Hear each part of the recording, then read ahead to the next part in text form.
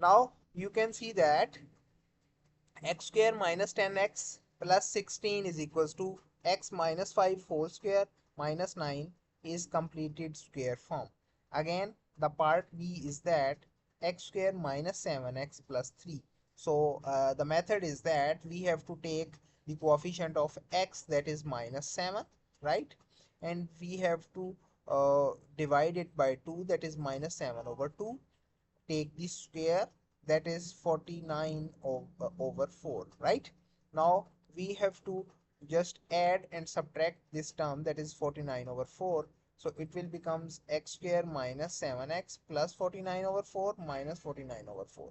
So this can be written in the form of formula, that is x minus 7 over 2 whole square, and this minus 49 over 4 plus 3 is rest as it is.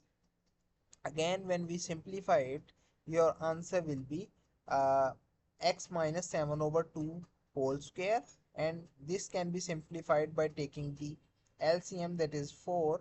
So it will becomes minus 49 plus 12, so that can be written as minus 37 over 4. So this is your completed square form. Do you understand or not? Yes. Okay, so x square minus 10x plus 16 is equals to x minus 7 over 2 whole square minus 37 over 4 is completed square form. You can use completing the square to solve a quadratic equation.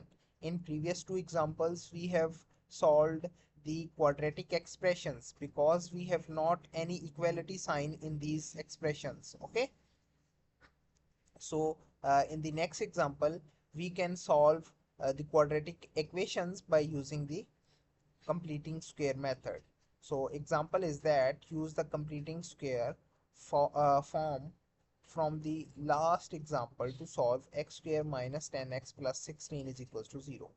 And you can see that first of all, we have this minus 10, we have to half, we have to just divide it by 2, that is minus 5, and take the square on both of 5, that is 25, and then we have to add and subtract the 25 in this left side. It will becomes x square minus 10x plus 25 minus 25 plus 16 according to the previous example, because this is like previous example, so he is uh, not solving it again, but I am solving it again to understand this example. Okay, so at the end we have x minus 5 square minus 9. So you can see that this 9 goes on the other side according to the previous example, because we have the completed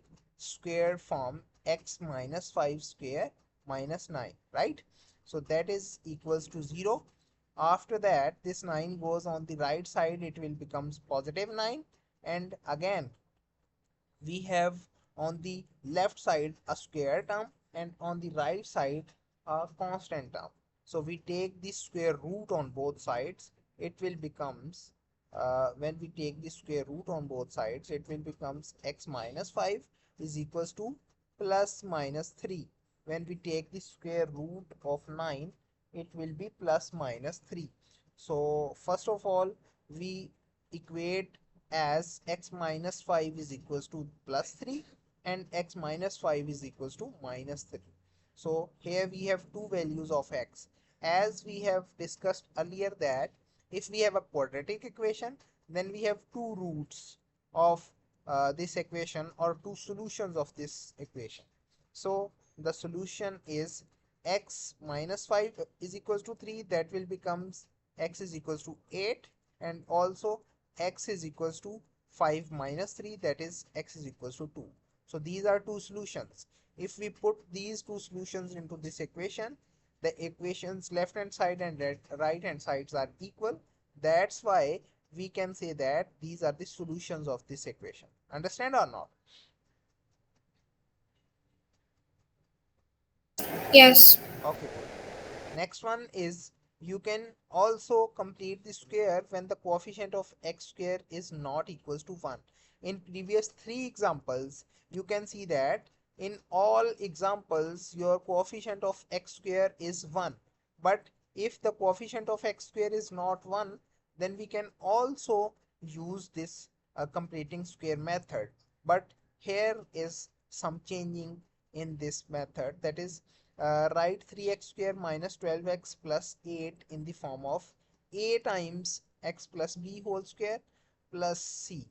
So hence or otherwise solve this equation, that is x 3x square minus 9x plus 8 is equals to 0. Give your solution correct to three significant figures. So first of all, we have this expression. We have to write this expression in the form of completing square method. So first of all, we have to take the common the coefficient of x square from first two terms. It will becomes 3 into x square minus 4x, just first two terms. Okay. After that, this 8 is as it is. You can see that in this, in the brackets, you have x square minus 4x. So here is minus 4x. So the coefficient of x is minus 4. We half this minus 4, that is minus 2, and take the square, that is 4. So we add and subtract 4 into this bracket, that is plus 4 and minus 4. This will becomes formula, that is x minus 2 whole square, and this minus 4 is as it is, plus 8 is as it is, and 3 is as it is. Again, you can see that in this bracket we have two terms, x minus 2 whole square, this is your first term, and minus 4, this is your second term. This 3 is can be multiplied by both terms, so it will becomes 3 times x minus 2 whole square minus 3 times 4, that is 12, and plus is 8 is as it is. So you can see that minus 12 plus 8, it will becomes minus 4. So this is your completed square form. Do you understand or not? Yes. Okay, do you have any problem? No. Good. Next one is you can write 3x square minus 12x plus 8 is equals to 3 times x minus 2 whole square minus 4. Again, 3 into x minus 2 square minus 4 is equals to 0. Because we have to solve this expression, I think there is a mistake in this expression. We write it as a 12, right? This is not 9. There is a mistake. So because we have solved it like its completed square form is this one, so we have to start now that completed square form we take is equals to 0. Then this 4 goes on the other side and becomes positive 4, and this 3 goes on the other side and divided by this 4, it will becomes x minus 2 square is equals to 4 over 3, right? This is your now the simplest form. You can take the square root on both sides. It will becomes x minus 2 is equals to plus square root of 4 over 3 and minus square root of 4 over 3. So first time we take it as x minus 2 is equals to a square root of 4 over 3, and the next time x minus 2 is equals to minus square root of 4 over 3. So you can write it as this 2 goes on the other side and added to this term, and also this 2 goes on the other side and added to this term. When we take the calculator and solve it up to three significant figures, your answer will be 3.15 and 0.845. Understand? Yes. Okay, so the next exercise is exercise 22.2. You can see that in first question we have to factorize, and then we have to write these terms into the complete square, and also into the question number 2 same like that. Question number 3, we have to write all these quadratic equation in the form of this completing square method. Question number 4, we have the coefficients of x square now. So the completing square term is like a times x plus b whole square plus b. Okay. And the question number 5 is that we have to simplify it. Okay, same like that.